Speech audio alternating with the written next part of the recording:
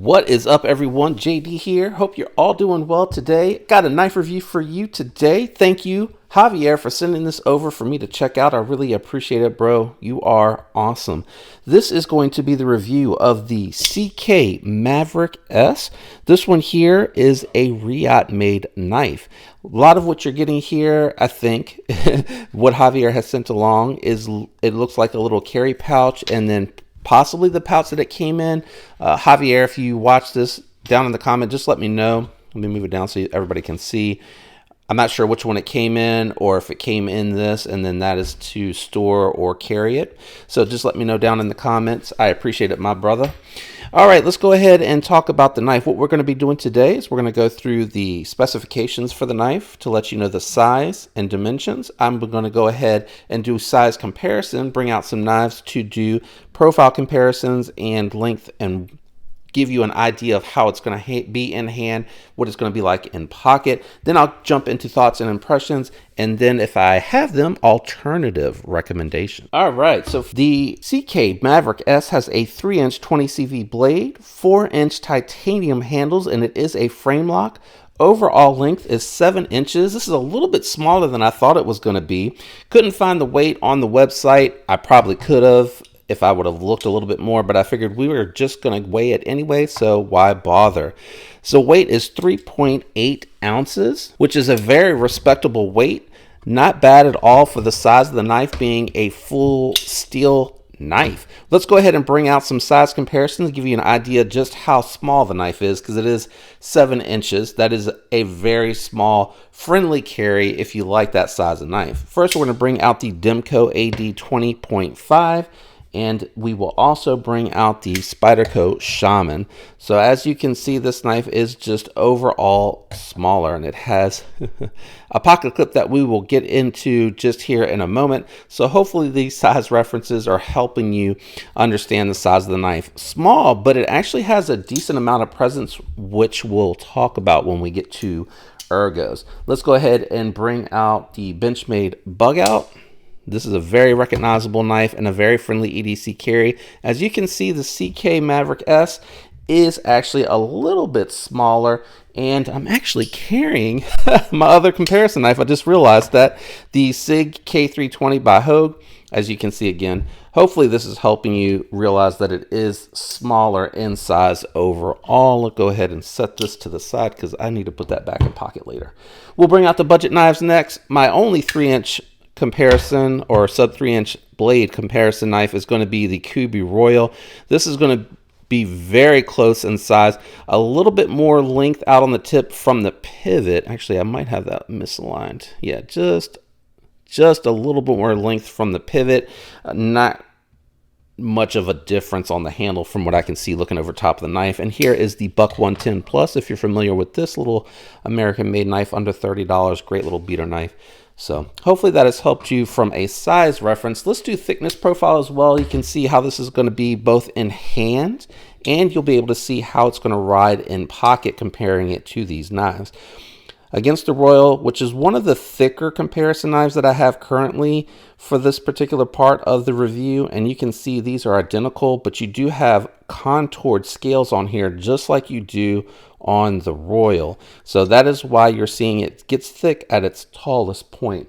We'll go ahead and bring out the Demco AD 20.5. You can see much thinner. Flat scales make a huge difference, and then my bug out does have slightly contoured scales, but as you can see, the bug out is much thinner. So that's all I'm going to do for the size comparisons. Let's go ahead and jump into the knife. First, I want to talk about, this is one of Riot's nicer builds, and again, I am assuming the designer is the one that is dictating how the finishes are going to end up being, and I love this matte stonewash type finish that's on here. It's even hard to get it to show up on the screen, but it's really nice because it feels like a really nice finish, but when you go to hold the knife, it actually feels very comfortable and it feels pretty secure in hand. Doesn't feel like it's going to move around a lot. So I really like the finish. I love the chunky nature of the scales because of the fact that it is smaller, and if I'm going behind where the finger is carved out to fit, it's 3.5 fingers overall, which is surprising for a 7-inch knife. So the design was very thoughtful in approach, meaning the execution and the thought behind it was to make sure that even though it is a little bit of a smaller, friendlier carry type of knife where it's not going to take up a lot of real estate, going to be light in pocket, it's still actually nice, chunky, and it feels pretty good in hand as far as the scales and the contouring and hand position goes. So that neutralness there goes a long ways to feeling good in hand. You do have some milling inside of these scales to help it get to that 3.8 ounce weight. Minimal hardware, so you just have pivot, back spacer, and then you have some here for the screws and the liner lock insert.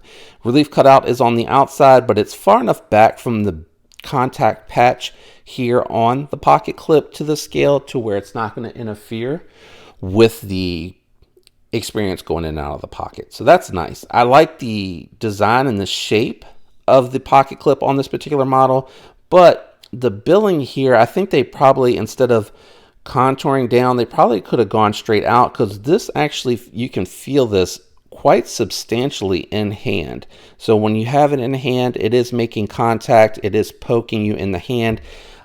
Not comfortable, but not uncomfortable. So I'm going to squeeze it here for a moment while I'm talking about the fact that when you do a milled pocket clip, I actually find that I prefer where it just lays flat, and then the diving board or the entranceway to the pocket clip is actually done in a manner where it's just ramped further, because that actually, I have found, for me, in my experiences, goes in and out of the pocket much more nicer than it does if it has any type of up or down or anything like that, because it doesn't take away from the ergo. So I've been holding it here for a minute, and you can see what I'm talking about with that pocket clip. If you're gripping it and you're doing some tasks, you can see the sharpness there, and you can see where it's actually poking into the hand. So again, that was a pretty firm grip, not overly done, but just enough to where I would want to hold the knife in hand and maybe break down some cardboard without perhaps taking a break, especially if I'm doing like sections and I'm trying to go through it.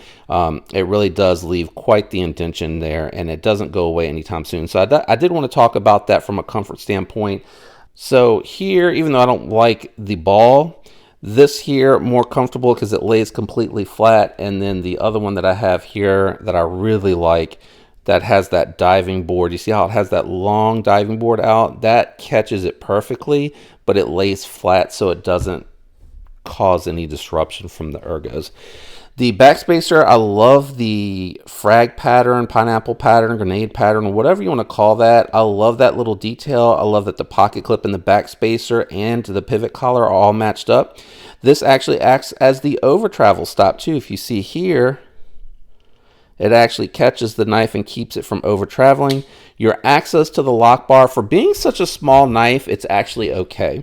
It's a little tight for a large hand individual such as myself, but it works. You can get in there, but again, you are having to push down pretty hard to get in there, and you got to make sure that you get in that relief cut perfectly to get to that. Lock bar tension for such a shorter frame handle is tight, strong frame lock. Considering the size, I'm not surprised. I don't know if a little bit more cut on the relief cut would have alleviated that, but the advantage of that is it has a super strong detent to where not too powerful, meaning like it's not going to be impossible for you to deploy, but it feels good, feels nice and snappy, really well done. I also like on this design, without any type of flipper tab or second means of deployment, that it keeps the profile nice and thin. So in the pocket, it's going to be relatively smaller to carry than it would if it had just any type of flipper tab on the back, unless they were to somehow able to get one in here, kind of like how a Vero works. Action's very smooth, ceramic balls in the pivot, no surprise at this price point, but very smooth action, especially on that satin finish. And I love the bi-directional finish that you have here. So you got the belt grind, and then you have the side-to-side grind on the side of the steel as well, where they got it down to the thinness that they wanted. Nice wedge, no jimping, but I think that's okay, because with this, what do you call this, sheep foot still got a little bit of a curved belly. It's not quite flat. So I'm going to go sheep's foot on there. But with that, a little hot here, but I think if you are doing some power cutting with this, it's just going to be plenty comfortable. You're not going to need the jimping. And then if you're going out to the tip for some detailed work, you usually don't need much pressure there, so that is fine. This wedge is going to help keep this blade moving through the material nicely without any resistance. It has a very nice hollow grind. It's not the best I've ever seen, but it certainly is good and better than some others that I have seen on there. So it does have a nice hollow grind. That turn, in turn, I don't know how much Javier used this before I got it, but it was going through paper with no blemishes on the edge. It was slicing through, not tearing through. And then I took it across a couple of pieces of cardboard, and not too much because it's not my knife. Not only did it go through like really, really nice, because it is a very thin blade stock, that hollow grind sliced through it, and then the satin finish allowed it to go straight through there. And then just with the microfiber cloth, it cleaned right up. I think I went through one piece that had some adhesive, and I think it was right about here, came right off. So fantastic little knife. This one surprised me a lot. Did I miss anything? Lockup. Let's see here. You're looking at about 30% lockup, maybe even 40 because it is such a thinner stock. Stop pin is right here, nice and thick, and it is a little bit of a shoulder stop pin, but it locks up solid with no side to side play and no up and down. I hit the lock bar there with my thumb. Surprisingly, it it disengages better when you use the flat approach, and then if you want to pull up, that's really easy. Of course, smaller finger compared to the thicker thumb. Reverse flick is very enjoyable as well, so I think that covers everything with this knife.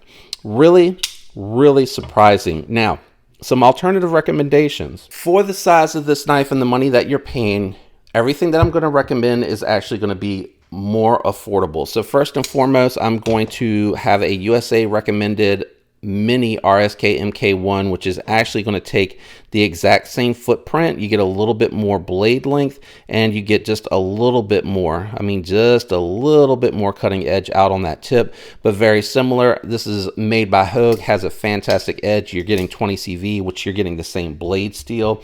The other one I'm going to make is going to be from Taiwan, and that's going to be bringing out the AD 20.5 back out. Both of these are more affordable, but they're not going to be titanium frames.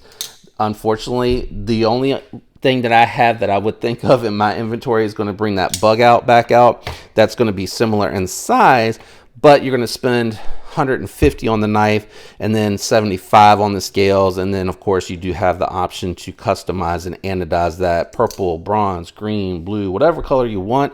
So a couple of not Chinese recommendations. And then in this size for less than this, and again, I'm thinking that if you're looking at this, you already know that you're going to be spending over $250 on a knife like this, depending on the variation, getting it new or used, etc. So I am doing more affordable recommendations on this particular instance because I actually like this knife, and I would say if you're looking at it and you like the size of it, that you would want to go ahead and spend that money on this one. I wouldn't steer you away from it. Now, again, some more affordable options that's going to be close in size. This is going to be a little bit smaller, but it's going to have that same neutral position that's going to allow you to be able to put your full hand on there, get that 3.5 finger grip, and it's going to give you roughly the same cutting edge. The drop point on here is very deceptive. So when you look, it's actually exactly the same cutting edge. So that's it for my alternative recommendations on this particular knife. I am going to recommend this knife with the caveat of if you like something that is a sub 3-inch knife, I'm sorry, the whole knife is sub 7-inch, or it's right at 7 inches, not even sub 7 inches, and the blade length right at 3 inches. And again, you can choke up. It's a little noticeable. It's not sharp, but you can feel the edges here when you do choke up, but you really don't need to, in my opinion. I am, again, a very large hand reviewer, and I'm just barely falling off the back of the knife. I am still able to grip it, and again, that finish on there allows that to be very tacky. So definitely a knife that is recommendable. And if you can afford it, if it's above your price point, seriously, those alternative recommendations are really, really solid ones. Even if you wanted to customize the bug out, like getting the base one and picking your scales, there's quite a few vendors out there that make titanium scales, and that completely transforms the bug out for a lightweight, small knife, heavy duty use. Like I use the heck out of that bug out, and it has answered the call every time. If you enjoyed today's video, do me a favor. If you could leave a like, I'd appreciate it. If you're enjoying the content, consider subscribing if you're not already subscribed. If you are subscribed, thank you for your continued support. I appreciate it. Remember, links are down in the description. Links to where you can go look at this knife, links to other knives that I recommend, tools that I recommend, and places you can go to see what's coming in the future. I hope you enjoyed the video, and I appreciate the support. I hope all of you have a fantastic week, and until next time, peace.